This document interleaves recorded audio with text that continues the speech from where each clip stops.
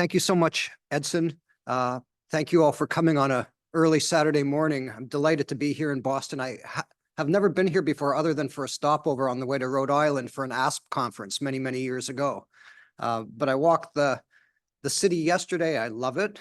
Had some wonderful meals, and now I find myself here among you. And this particular university has a tremendous impact and history when it comes to international sports psychology. I think back to Dr. Len Zykowski and Dr. Amy Baltzell and now Dr. Edson Filio, and it's been in wonderful hands for so many years. What I want to talk about today is this concept of a science to practice dialectic.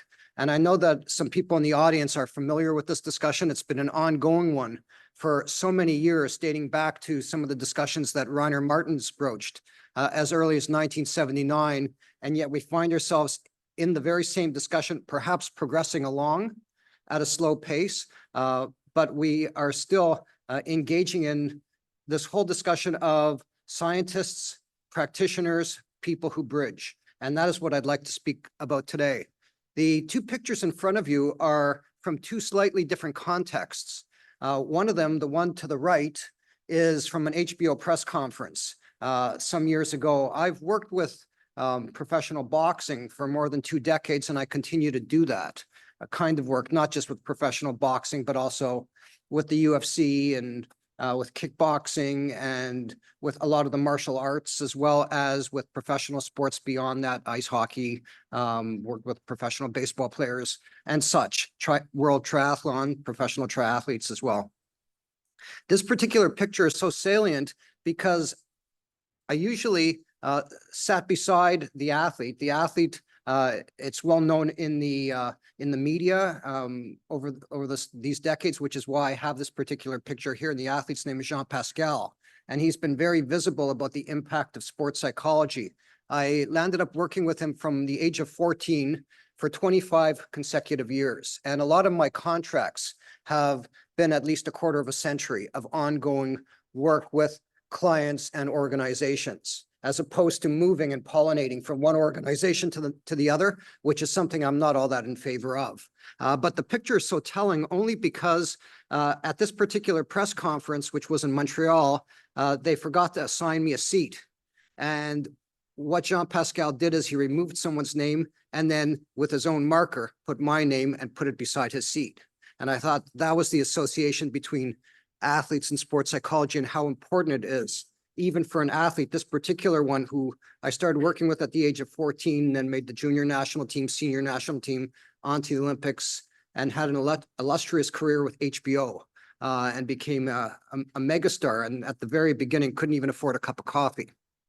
The picture to the left is of an athlete relaxing before the Tokyo Olympics. That was a particular and precarious experience. I've been involved in 8 Olympic teams working with Team Canada, but I've also, as I'll explain to you as I move along, I now work much more with athletes outside of Canada getting ready for this particular Olympic Games. But this athlete was a boxer, female one. She's an amazing athlete and a very strong believer in sports psychology. I believe that the field of sports psychology is so important for athletes and coaches when it bridges and when people see the relevance of it. But before I go further, I just wish to thank the College of Education and Human Development, particularly Dr. Edson Filio, and people who have been in touch with Sophia Romero, Medeo Mariellen, I hope I'm pronouncing that name correctly, and Charlotte Kaufman, faculty and students, and of course, Boston University and you for being here on a Saturday morning. So the pictures in front of you are ones that show a diversity of my affiliations and bridges in the realm of high performance sport, which is where I resided. My mother remarried when I was a little boy, and my stepfather was a coach. And so I landed up taking up equestrian. And as an equestrian from cradle to grave, he was my coach. He started with me as a 9-year-old, and then I became a World Cup athlete by the age of 17. By the age of 21, I was a major games athlete, went to a Pan American Games, qualified for an Olympics, went to a second Pan American Games, was world ranked as a junior in the top 10. And the picture on the far right bottom is one of those pictures of a horse that I mentioned in my up and coming book, which I'll speak about as well. But that was at a North and South American Championship many years ago, 1986. The red picture to the left of it is the antithesis of that existence, which was from 2011 to 2020, when I was assigned as a Canada Research Chair by the Prime Minister of Canada to examine, as Dr. Filio said, this intersection of culture, identity, inclusion, and performance. I am not a critical scholar. I know that a lot of the discussion around culture of late is about criticality and marginalization, and I believe that that's an important discussion to have. And many years ago, I started that discussion with a few colleagues in order to solve some problems with athletes who are minority athletes in the high performance system, but only for the sake of their performance and holistic well-being. The picture at the top is a picture of a dictionary that I did with Dieter Hackford from Germany, and Bernd Strauss as well from Germany. And what we tried to do, and as we're ramping up to do the second edition, is we created, I believe, to be the first dictionary in the field. And within that dictionary, there was terminology, but the terminology, one of the guidelines was this bridge of its operational definition, and then bridging it to the context and bridging it to application, meaning the so what. And I think that's a novel concept in terms of operationalizing and understanding what we're talking about. And the final picture to the left was from my final Olympics working with Team Canada, which was my 8th. So I've sort of given you a bit of that chronology that I have here, so I won't belabor it, but my experiences have taken me to a few key areas. One of them is the context has always been high performance, amateur and professional sport for me. The reason being is that's the world I grew up in, and some of the challenges that I had as an athlete were the ones that drove me to be inquisitive and answer those questions for myself. Sometimes we teach what we most want to learn, and I think that was my particular case. Is I lacked confidence. I couldn't figure out why one day I would be top 5 at a large World Cup competition. The next day, couldn't even finish top 10 domestically. For the world of me, I couldn't figure out what was it about the magnitude of my confidence, which self-efficacy theory delved into so many years ago, starting off, I think, in 1977, and demystified for me what it meant to understand why I was confident 6 weeks before, as opposed to the day of a competition, and how it dwindled in that journey for that final 6 weeks before an event.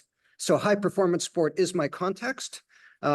Transitions have been inadvertently something that I've anchored myself to since the very beginning. Why? Because the athletes I was working with were transitioning from small cultural communities or from other countries, particularly in professional boxing, where I worked mostly with non-Canadian athletes in a Canadian environment and was onboarding those athletes into a sports system and a country and a community all at the same time. And then cultural sports psychology, or CSP, which was the conduit to understanding my own barriers, modes of communication, value systems in relation to the people I was trying to connect with, so that we could intersect not in the sense of intersectionality of identity, but the co-intersectionality of identity, and coming together as people with various identities and trying to find convergences as opposed to divergences in people. I think that's really important. In 2009, early days for me as a cultural sports psychology scholar, I co-edited a special issue of the International Journal of Sport and Exercise Psychology, where I'm now the editor-in-chief, and it was on decolonization of methodology. Now, decolonization is a discussion that came to be from a Maori scholar from New Zealand, Linda Smith, and it's now become more voguish as we move along with discussions of identity and marginalization, and much more of an awareness of what a minority is and the importance of the complexity of a human being. In order to understand that person, we have to really understand their various intersectionalities as well as our own, in order to co-intersect. But this was on a decolonization methodology, and I'll speak a little bit about innovation in inquiry and its importance, and the fact that people are oftentimes using methods that are developed in university settings, which really have little relevance to the contexts that are being investigated, should they therefore step out of the context of a university setting and start looking at a high-performance sports setting, such as amateur sport, professional sport. The assessment tools oftentimes do not fit and therefore do not present or represent the people that they are meant to, and so they fall short. And so I became a qualitative methodologist, not because I'm an amazing methodologist, I am not. But sometimes a square peg does not fit into a round hole, and you have to really examine the shape that you're trying to fit. The question and the context have to, in fact, drive the methodology, and I'll show you how that works. And finally, mental health, which is now in vogue. When we came out with the ISSP position stand on athlete mental health, we were the first ones to come out with one before FEPSAC and the other organizations. They were just starting to talk about that, and it was only 7 or 8 years ago, and yet now it's an open discussion. Mental health is now much more destigmatized than it ever was before. At the very beginning, when I was a practitioner, it was stigmatized. People did not want to talk about it. People who were struggling acutely or chronically from mental health were oftentimes pushed to the side because they were high risk, high liability. And I'll tell you some cases about how we onboarded and reintegrated such athletes into the system. So siloed communities, this is something that I've seen over and over again since I was a graduate student. Just because someone says at the graduate level to a student, and I was a receptive student, that academicians, as an academician, applied contexts are messy, we should stay in academia. This was something that was imparted to me as a graduate and doctoral student by supervisors who I landed up switching supervisors as a consequence. I think that life is messy. I think that we cannot ignore it. And I think that we have to understand one another more now than ever before. And the geopolitics of the time right now dictates that we are really not listening very well to one another. And yet the siloism, what it does is scientists who are inquiring and talking from the vantage of a theory oftentimes miss the granular level contexts that they're trying to understand. And so they're looking at a context through a myopic lens, which is a theoretical framework or a methodological framework. And they're missing a great deal of very important information that could truly improve performance, but also holistic well-being and holistic development. There are practitioners out there. I've been to ISSP. I was a past president of ISSP. I think my year was 2015, 2016, when I brought in, I was the president who brought in cultural inclusion and a cultural model into the CMPC before moving on to ISSP and mandating it as part of the ISSP registry as well. But a lot of the practitioners, when I go to ISSP now, are very different from when I was a student. And I don't know if you find that as well, Dr. Weinberg, but I found that at the time when I was a student, there was a lot of science. And now there's a lot more, proportionally, a lot more practice and less evidence-based intervention. It's very experiential. And if you listen and you walk around these conferences, and they're wonderful conferences, and I still go to them, but you can tell the applied people based on the language that they use as compared with the academicians who are using this entirely other language. And both of them are exoticized to the other. So there's the scientists who are speaking this language, which is terminological, academic. If you took that language and spoke to an athlete, they'd be entirely lost. And then if you took the language of an athlete and spoke with a scientist, they would be entirely lost. And this is what I mean by siloism. And it continues to this day. And I believe that there has to be a much more effective bridge for the sake of the field. The International Society of Sports Psychology, where I'm now in my second term as president, it began as a stodgy academic society in 2017.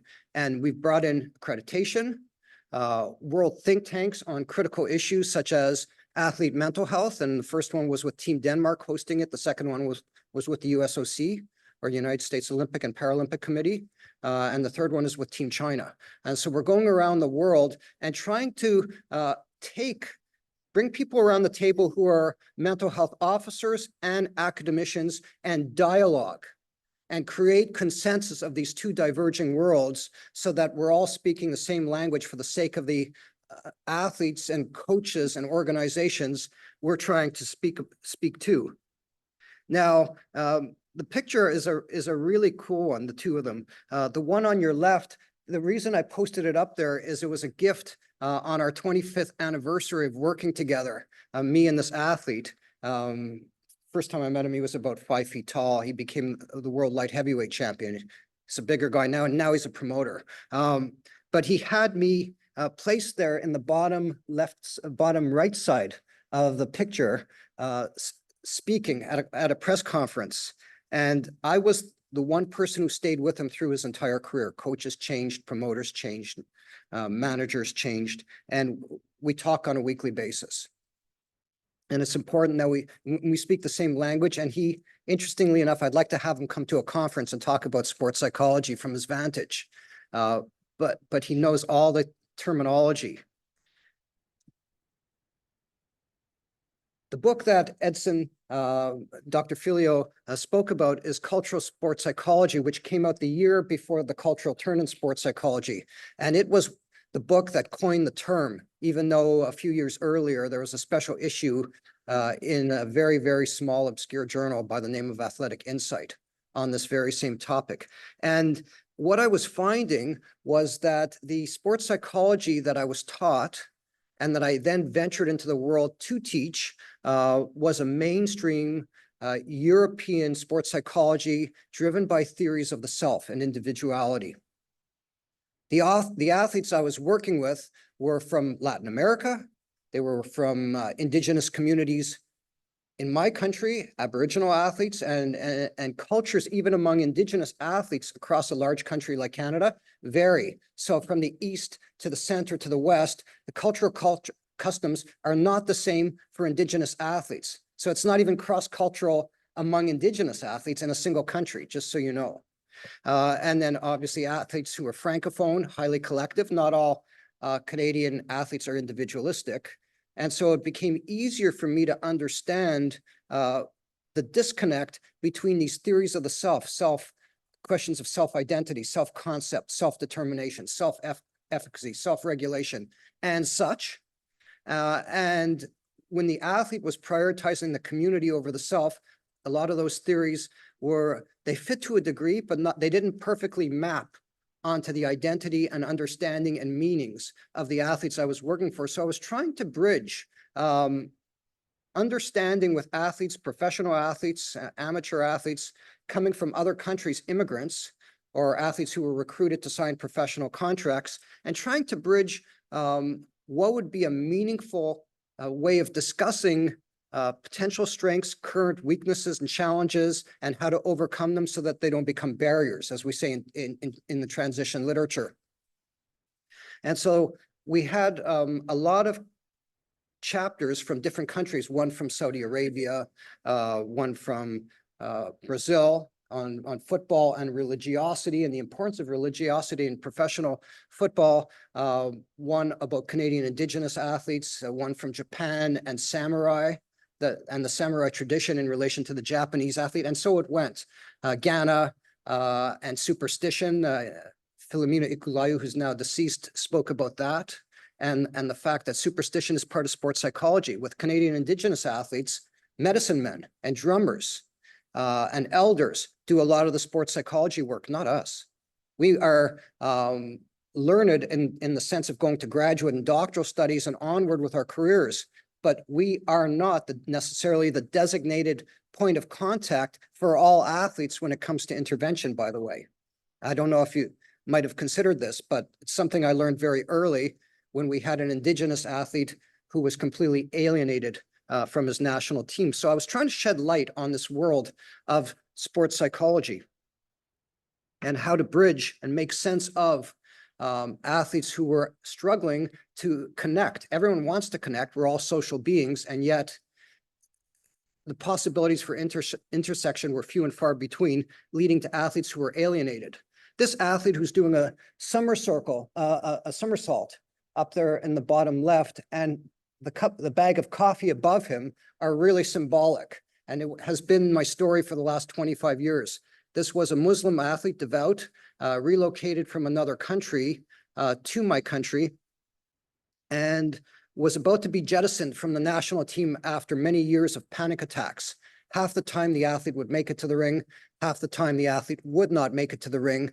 And when I was onboarded to work with that particular national team after 8 years away working full-time in professional sport, I met this athlete and he was very charming. And yet 2 days before a world championship, the athlete stopped speaking and isolated himself in his room and locked the door and wouldn't eat or drink or do anything, was completely alienating himself from the team. And everyone thought it was a standing joke that this athlete was very fragile.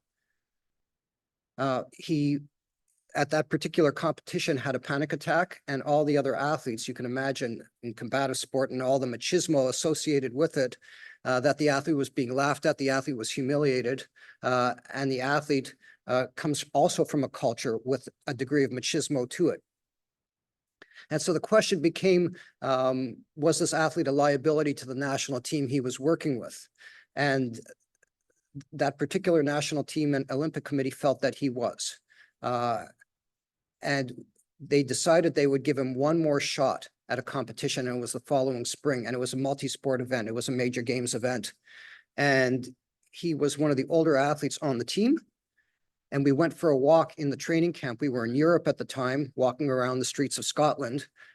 And he said he didn't believe in sports psychology, but he was prepared to give it a try as a last-ditch effort. And so what we did is we did some work on desensitization in the environment, brought him in and did some very basic mental skills training with him, but in the environment, so that he became aware of the audience and the sounds. There were competitions going on, but he was yet to compete. And then I worked with him each day, throughout the day, which shuttle with him to the arena for competition. And he landed up winning the gold medal and being the athlete of the tournament, is now a head coach of an Olympic team. But this athlete and I were able to openly discuss some of the challenges that other people didn't want to discuss with him. He was humiliated. He was not just humiliated with this national team, but he was humiliated with his family as a consequence of these panic attacks. And there was a lot of meaning associated with those panic attacks. And we found that intersection over coffee, which was a symbolic thing for this particular Muslim athlete from the country he came from, as everything is discussed over coffee. And so from then on, he sent me lots of bags of coffee and would bring coffee to the tournament so that we could have the right coffee, so that we could have the right discussions, just so you know. And that's, it sort of bridges that understanding of culture, but also subculture and the organization. And in boxing, a sport like that, panic attacks are a taboo thing, and they're highly stigmatized because people are supposed to have a lot of brawn and a lot of courage. So to the science practitioner concept and how to bridge it. If I didn't have the cultural sports psychology background by then that I did, I was already a Canada Research Chair. I never would have been able to intersect with that athlete and create the longstanding relationship that I had with him. But the Boulder model applies today as it did at its conception with ISSP many years ago with John Silva, and I'm a strong advocate of it, of this science to practice, but also the practice to science. And that's why I call it a dialectic, back and forth. Not long ago, we had a position stand come out. I think it's now advanced online, and it's the ISSP position stand on scientist practitioners, and brought together some of the key people who are doing this kind of work from around the world. People like Chris Wagstaff from Team GB, and Paul Wieleman from the Netherlands, and Li Wei Zhang, who's the chief sports psychologist for Paris for Team China. And we all got together and said, okay, what are the convergences of what a scientist practitioner should look like? And we deconstructed it and created this position stands. And so there are authors here from the United States, from 5 continents, from South America, from North America, Europe, Asia, etc. Where did I begin to learn about this sort of work? The person who onboarded me into graduate studies was Terry Orlick. And I'm sure you all know of him, now deceased, a wonderful man. And his work, what made it so amazing for me as a person who was transitioning out, when I onboarded to graduate school, I was transitioning out from World Cup Equestrian and trying to do it in an adaptive way. And it was still a struggle for me, even though I had a place to go. There were a few years in between being a high performance athlete where it wasn't trending correctly. And I knew I wasn't going to persist, and my courage was not what it was. And I knew I was going to get injured and I had to transition out. And so I pleaded my case to Terry Orlick, and he permitted me a qualifying semester, not even entry into the graduate program, but a qualifying semester. And when I sat with him, the one thing that I learned was the way he spoke. And the way he spoke, even as someone who was well published already by the time, is as a person speaking to another person, and education was not the barrier. And oftentimes I find when I get into environments, scientific environments, I find sometimes when I watch students and not necessarily supervisors, but students and scientists speak, it's almost like a hierarchy, and yet he was able to speak person to person. And this was a really novel thing about him, is he could bridge these two worlds of getting beyond power and getting to understanding and ecological language. And it's ever so important to be able to do that as a practitioner. Some of his work that you may not know about, I'm sure a few people in this room know about, he began working with cooperative sport. And the reason why I put that up there, that was his doctoral work, was in cooperation. He was very interested at the time in Northern Canada and the Inuit, or politically incorrect term was the Eskimos, which is a raw meat eater, but it became the Inuit, people of the North in Canada. And what they taught was cooperation over competition. Now, this is not a new thing, and Tutko and Ogilvy spoke about this as well many years ago, but Terry Orlick did this as a dissertation, and one of his early books was on cooperative sport games. Why is that important to me? Is because it was the first time that I became aware of collective and collective cultures. And people from collective cultures can also be competitive, but the things that drive them are very different than people from individualistic cultures, just so you know. He was also monumental in some of the early work in transitions, and particularly in relation to retirement, in the work he did with Dana Sinclair and Penny Werthner, and looking at this concept of what we now call normative and crisis transitions. Normative transition, or quasi-normative, I guess, for an athlete would be a transition where they eventually will retire. That's an inevitable part of the lifespan of a high-performance athlete. And yet, more than 20% of athletes still struggle and are in crisis at the end of it, regardless of any long-term athletic development plan out there for athletes. And so with the concept and understanding of mental health right now, we're aware of it. He discovered that very early on, is that people who chose of their own volition to retire were far more apt to be adaptive in the next stage of their life. And this is a discussion that is prevalent right now in China with their whole nation sports system, is this question of what are they transitioning to, and how soon should we begin that education on the transitional processes as a career-long dialogue among the athlete, the coaches, and the organizations. But the earliest work, some of that earliest work, Jim Taylor and Ogilvy also did something in the handbook in 1993, but some of that earliest work came from him in 1987 and 1988. And I still look at that today, and we're still struggling with how to work with athletes and work with them through these precarious transitions and meta transitions that they have from developmental to high performance sport and through their careers and onward to the next stages of their life. And we're always in transition anyway, let's face it, we all are. And then finally, the book on the bottom right is called Psyched. And Psyched was funded by the Social Science and Humanity Research Council of Canada. And I don't know if Terry is all that well known for his research, and yet it was eminent. Eminent in the sense that he was among the first people to do qualitative research and interviews systematically major games athletes who were effective and successful at Olympic and world championships, and what were the convergences in their experiences. And he demystified that for the field.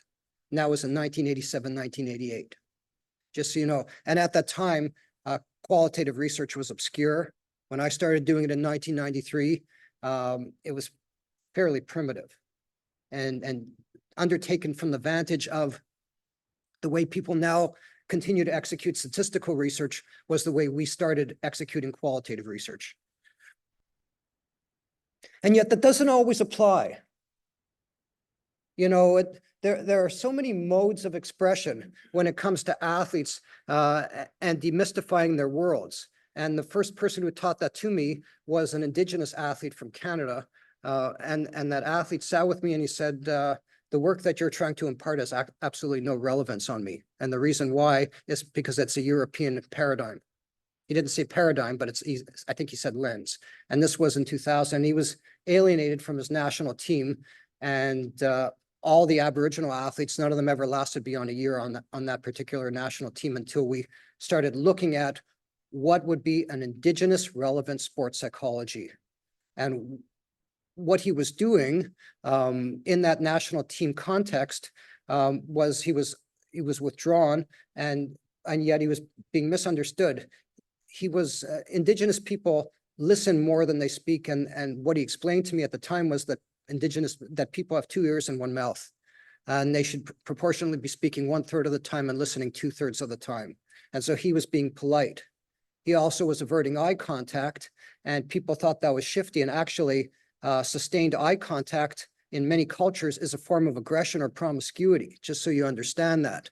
And you have to understand that when you're doing bridging divides and intersecting with people from around the world, amateur or professional alike, is your practices and your norms may not be their norms. And if those are the launch through which you're attempting to dialogue with those athletes, you've missed the boat, just so you know. The person who really drew that attention to me is, it was in a talking circle. We started doing methodologies, interviews, which were not focus groups, but actually sacred forms of collective dialogue. And a talking circle could go 24 hours, just so you know, when you're having a discussion with people. It's not a 60-minute focus group talk and you're out and you have superficial data. No, you talk until there's nothing left to be said by anyone in the circle, and you pass the feather around and only one person is allowed to talk at a time. And so it goes. And during one of these talking circles, when I was trying to figure out how to retain these athletes, and I was working with an Indigenous community, this elder passed me a note. And in the note, there was 2 sections to the note. One section, which you see with 4 lines on it, was her explanation of how I was taught to understand things, with one person at the apex speaking to the fore and a bit of a hierarchy, but all of the people were separated. And then on the left side of the note was how the Indigenous community works. And the person might be at the center of that network, and yet people work in a spider web of interconnectivity, and your accountability is to the community. And so the power of the community in working with an athlete is very important, but yet the pressure, if you look at a Chinese athlete and you look at why the psychological lags and injury are so long, psychological rehabilitation lags 6 months behind physical rehabilitation. And the reason why we're finding that with Team China is because of the pressure, the immense pressure people have to perform, and the expectations and the fear of not being at that level post-physiological recovery. So anyway, these were some of the earlier discussions, and I wish to draw your attention to a few more pictures here. One of them on the bottom left is a collage of mandalas, or arts-based methods. And what we started doing is, because Indigenous athletes listened more than they spoke, but they all drew, is we would have them start to express their careers or their barriers, and in this case, their transitions from Indigenous communities into high-performance Canadian sport communities through art, and then they would unpack that art for us to unpack their experience, unpack their barriers, so that we can understand how best to serve them. Intake interviews were not the right way to do it. It wasn't working. Modes of expression and methodologies, methods in particular, are varied, and yet we don't tap a lot of the methodologies. We don't even consider them. And for your consideration, on the far bottom right is a quilt that stands in this particular Indigenous community from some of the research we did. And it was a collage of all of these high performance athletes from across the country who shared their art with that community at the end of the research project as part of a legacy thing. All right. The bottom middle picture was just a data analysis, though at the time Eurocentric, led by an Indigenous community. And the woman standing was a community member who then went back and did her graduate degree with me. And the woman with the gray hair was our resident elder, one of the two resident elders. We had a male and a female. So this was another interesting piece to the puzzle is you look at qualitative research in the world, and it's oftentimes written from an individualistic standpoint. And what we did when we storied the experiences of that community at the end of our research, as we stepped away and left them with self-governed programming, is they wrote the story of their own narrative. And I don't think it's ever been done before, but the co-authoring was actually by the participants and not by the researchers recasting someone else's experiences and trying to present them as factual. People have to be able to tell their own stories regardless of the environment that they come from. So my proximity to transitions has been ongoing for years, from the point where I transitioned into high performance sport, through high performance sport, and quickly out of high performance sport into sports psychology, and then landed up working with athletes who were struggling with their own transitions, particularly cultural transitions as one example. The far left led to some of the earliest work in the sports psychologist, co-authored with community members, Indigenous people, athletes, to ensure that we captured their voices. And so cultural adaptation became a very important piece to the puzzle. Over the course of that early work, what I came to realize, and this is prevalent particularly in the National Hockey League, Major League Baseball, I just spoke with an NBA team 2 weeks ago about it, is they're trying to figure out ways of shared acculturation when you're onboarding athletes coming from other countries, from Eastern Europe, athletes coming from Serbia in basketball, or the Congo, or wherever it is they're being drawn from, athletes from Eastern Europe in the National Hockey League, baseball, Latin America, and from now more and more from Asia as well. And so when we started looking at acculturation of these athletes, the onus was oftentimes left to the athlete to settle and resettle. And what we found, particularly with Brazilian football players, was that after 18 months, they oftentimes went away from the Premier League and went back to Brazil. The retention was very poor because the acculturation wasn't shared. And therefore, the responsibilities of those professional sport organizations were faltering. And this was prevalent in the data. And so every bit of discussion I have now with high performance organizations is about shared responsibility and what that might look like and unpacking it. Now, the discussions on transition really don't get at the human part of settlement. And the human part of settlement, I came to learn, was best captured by concepts like belonging, understanding, trust, and only then control with an athlete. So there were social conduits to adaptation. On the far right, there was a critique in 2011 and 2012 of our work because we were using social motives of adaptation to explain acculturation. And two particular scholars from my own country came across and felt that I was misusing those concepts. And yet, looking back now, I wasn't. A lot of my own data reveals that understanding, belonging, and trust are imperative in retention of athletes.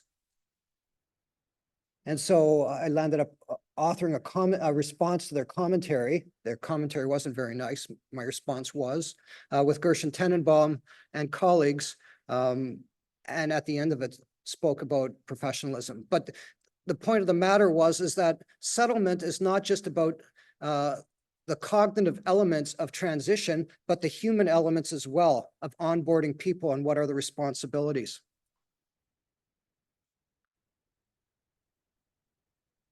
I've also come to learn over the years through my own research that settlement is not a fluid process, and it's been misconceptualized.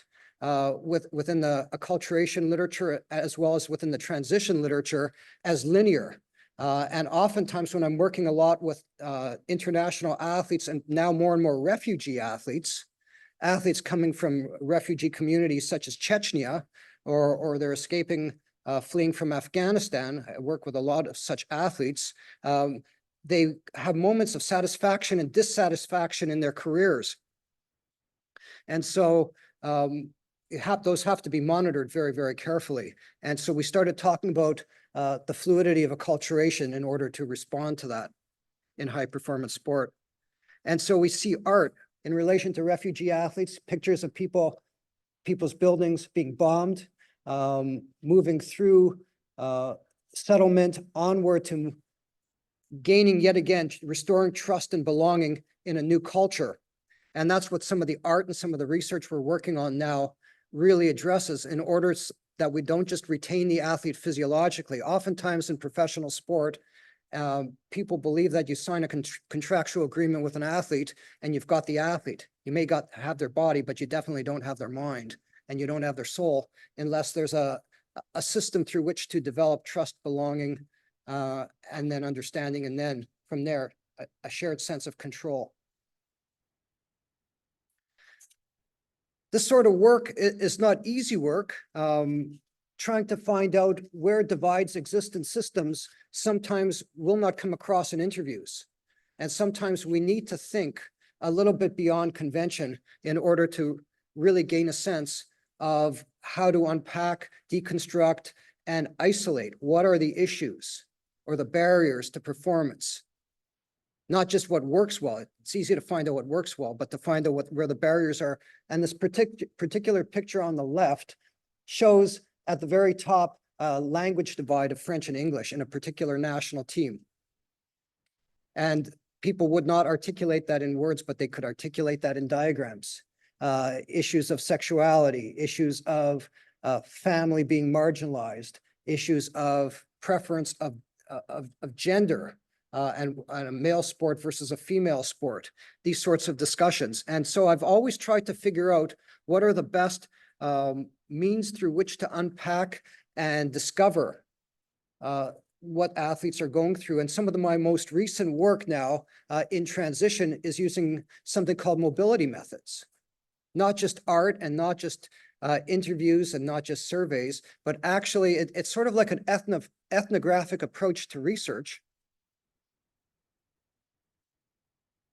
But it's being misused in the sense that if you walk along with people for a day, you get to understand what their environments are. I work a lot with sports psychology interns, and they have to have 20 observation hours. I don't know if you do the same, Dr. Filio, in your sports psychology program, but they have to understand a little bit about it and observe from a distance before they eventually integrate. They've got to learn about the language and the clothing and some of the norms and customs of that organization before they could eventually integrate, not just assimilate, but actually integrate within that organization.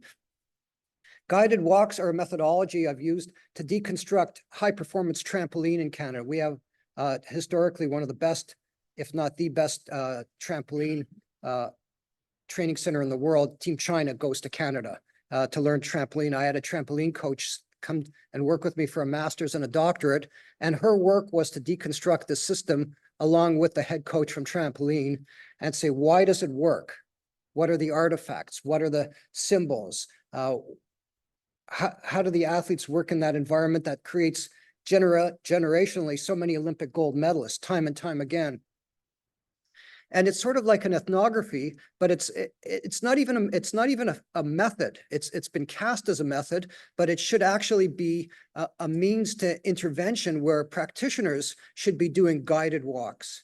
If we're trying to understand environments, we should have coaches and experts take us for a day and actually move us through a guided walk. And yet there's nothing clinical that suggests that it's ever been done that systematically. And so what I'm finding is oftentimes methods, things that I've used for research, have become things that I've used also for practice, just as things that I've used for practice are now more systematically being integrated into my research. But moving stories and these sorts of fluid methodologies are one of those things that we've used to unpack not just high performance sport, but the medical education as well, in terms of physical and psychological hardening of professionals. So in 2017, before I became editor-in-chief of the journal Sports Psychology in Action, I co-edited a special issue on context-driven practice with my colleague Natalia Stambulova.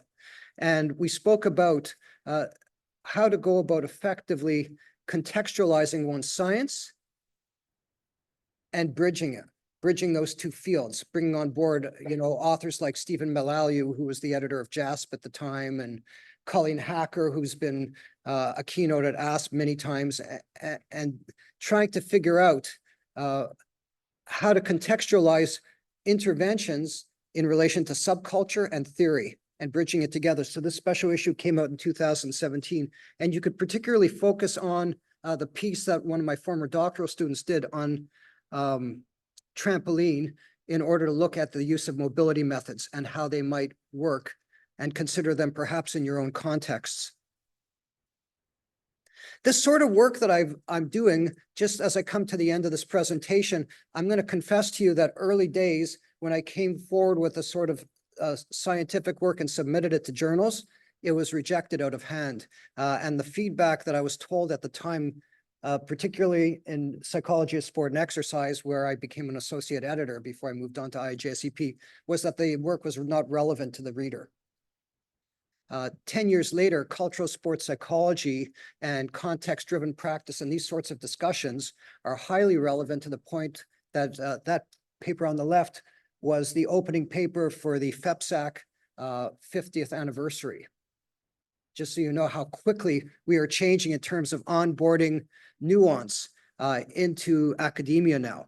And so these sorts of works, the approaches, the context-driven practice, the mobility methods, these papers are now commemorated in PSE. This middle paper was Paper of the Year in 2020. The paper on the right was a former doctoral student Paper of the Year in Division 47 in APA, using mobility methods. These sorts of papers encapsulate approaches to method that are methods, but they are also ways of working with athletes and intervention, and they're not bifurcated. They're things you could do in science just as you could do them systematically in practice. And so I would say to you, in my parting shot, is that contexts have to drive science. We cannot silo.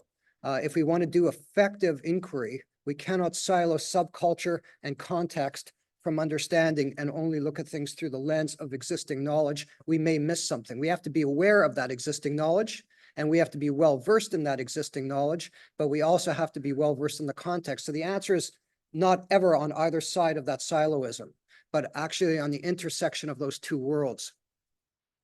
What I'm seeing oftentimes in developing sports psychologists and professionals alike is that people are going along in their work and that there's not enough dialogue. There's not enough dialogue with interculturally, but there's also not enough dialogue practice to science and science to practice. And the consequence is that when people come out of academia and programs, they oftentimes launch from the lens and the pedigree of their supervisors. And what I'm seeing oftentimes now in applications as people who are siloed, people who have extensive applied experience trying to get into a faculty position, and people with strong science experience who have very little contextual knowledge. And that's a disservice to this next generation. And I think you have to have both. And we spoke about that, Dr. Filio, in the past, and you can bridge it. You can bridge these worlds very well. And I've spent my entire professional career moving more and more in that direction. The Journal of Sports Psychology in Action, I'm going to give it a shameless plug right now, is an attempt by ISSP to bridge those two worlds. And interestingly enough, a lot of the submissions that I get are siloed submissions. People want to talk about their practices and interventions without sufficient knowledge of the theories that undergird them. And then there are also people who are producing scientific studies, and I ask them for the interventional element to it, and they can't produce it, which means that these silos continue even to this day. And so what I would say to you in closing is, as I continue to live in these two worlds, book on the left is coming out this month, and it's the launch of an ISSP Academy of Science and the first ever commemorative installment. It's on athlete mental health, and it's all about the science element across 5 continents of discussing mental health. Some of the most popular pieces from the International Journal of Sport and Exercise Psychology updated for this book. And that speaks to the scientific interests of my own driving that project. And then on the right is a new applied book, which is a self-improvement book undergirded by science, by the way. And it's coming out in May with Human Kinetics, and it's their sojourn into self-improvement. So I still try to reconcile those 2 worlds to this day. And I hope that the prevailing message you might have had from me today, I hope, is that the intersection of those 2 worlds is a necessary intersection. So thank you so much for your time.